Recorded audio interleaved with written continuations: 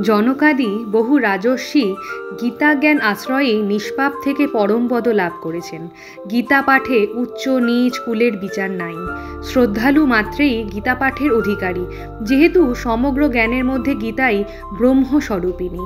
যে ব্যক্তি অভিমান বা গর্ভ ভরে গীতার নিন্দা করে সে মহাপ্রলয় কাল পর্যন্ত ঘোর নরকে বাস করে।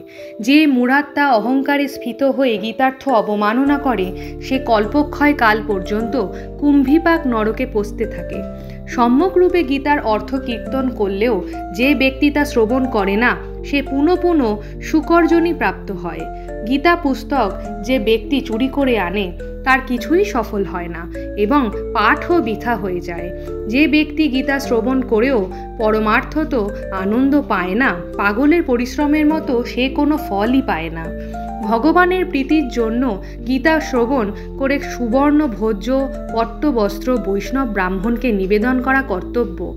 ভগবান শ্রী হরির প্রীতির জন্য গীতা পাঠককে বহু প্রকার দ্রব্য বস্ত্রাদি উপচার দ্বারা ভক্তিপূর্বক পূজা করা উচিত। সুত উবাচ। সুত গোস্বামী বললেন, ভগবান শ্রীকৃষ্ণ কথিত এই সনাতন গীতা মাহাত্ম্য যিনি গীতা পাঠান্তে পাঠ করেন তিনি যথোক্ত ফলভাগী হন।